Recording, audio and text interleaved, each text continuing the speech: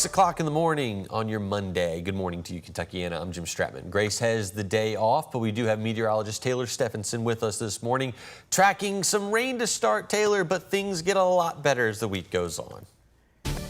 I know, Jim, this is probably one of the most disappointing starts to a Monday, right? It's probably the best excuse to go back into the bed, but I have good news, though. We have much better weather on the horizon as we get into your holiday week. Right now, though, as you said, we are tracking a few showers near Seymour. That's on the Indiana side of things, seeing a few showers there. As you go down I-64 near Bardstown, just south of the East Town, as you get near our southern viewing area, that's where we're seeing some rain as well. Also seeing some redevelopment just to the east of Evansville, starting to track just around the river this morning. So pack the umbrella as you're out and about for your Monday morning. Temperatures this morning, though, very mild, lower to upper 70s for us with very cloudy conditions. You can see we're not the only ones getting rain this morning. Lots of rainfall coming down here across parts of the Mid-South, heading into the central U.S. All a part of the same system. That'll be a very slow-moving cold front rolling through for today. And that's why our thunderstorm chances are elevated later on today. Temperatures will rise from the upper 70s from this morning to the middle 80s by 1 to 3 p.m. with thunderstorms in the mix.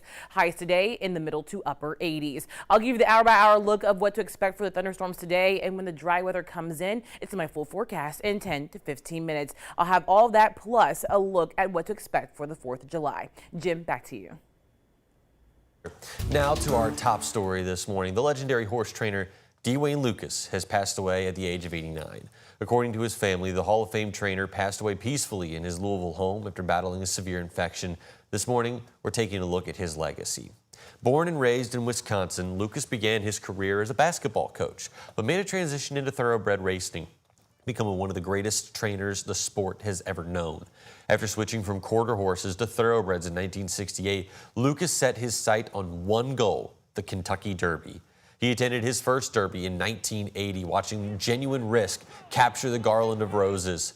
Hooked on the experience, he entered his first horse the very next year, Partez, who finished third. It would take until 1988 for his first Derby victory, when Winning Colors held on for that victory.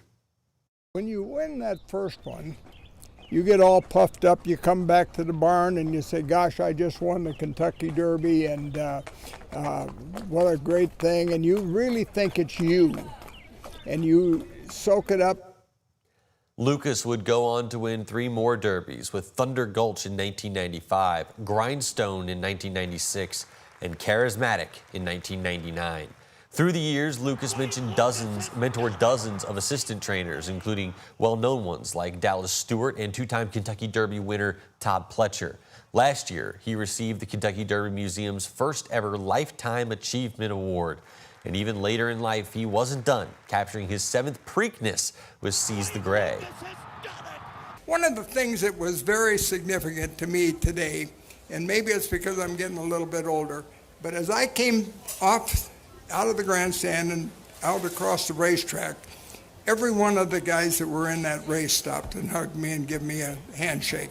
That meant more to me than any single thing. Lucas's family says they are planning a private funeral and will announce details for a public celebration of life soon. Churchill Downs also plans to honor his legacy in a special way. They've already named a race after him, the Lucas Classic, which is set to run in September. You can read more about Dwayne Lucas, his career, and his legacy by going to our website, WHAS11.com. Today begins the second week of the trial of Brooks Houck and Joseph Lawson. Both men are charged in the disappearance of Bardstown mother Crystal Rogers. Gabe Gonzalez joins us now with a recap of last week and a look ahead to what we expect this week. Good morning, Gabe.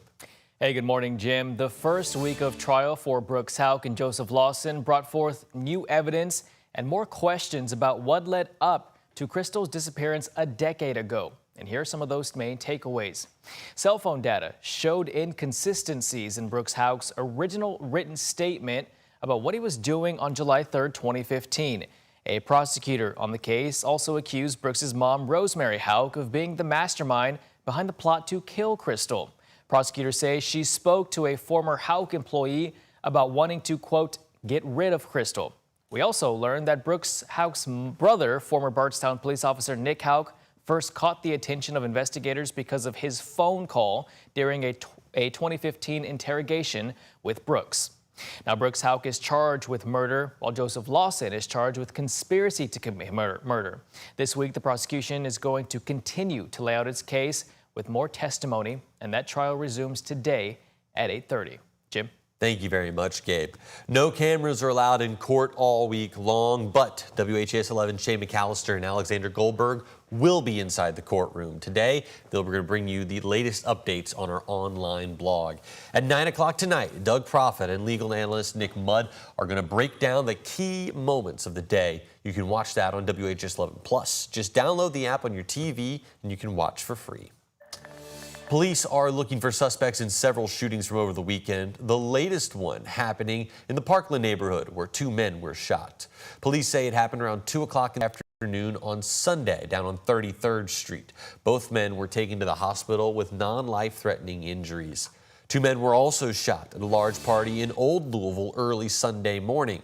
Metro Police say it happened around 1:30 down on South Floyd Street.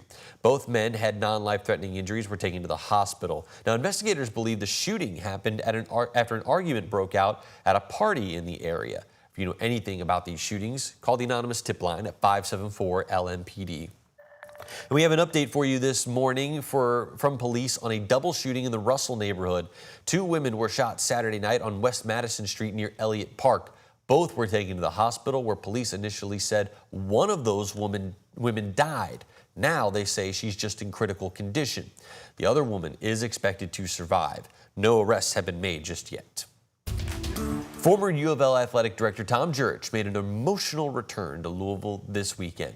It was the first time in 8 years that Jurich came back to campus, and now a street sign bearing his name along Floyd Street marks his legacy. Jurich was U of L's athletic director for 2 decades, and he helped transform the department into a destination for athletes from across the country. Jurich increased the graduation rate for athletes, shot the department up the national ranking scale, and helped the Cards win 67 conference championships, 42 conference titles. He was ousted in 2017 after an FBI probe into the men's basketball program, but was later cleared of any wrongdoing. Jurich called his return, quote, overwhelming, saying that Louisville will always be his passion and his home. It was my passion, and it was my goal to see this university turn into something extremely special. I just promise you that I gave you everything I had for 20 years. I gave 110% for 20 years. I did.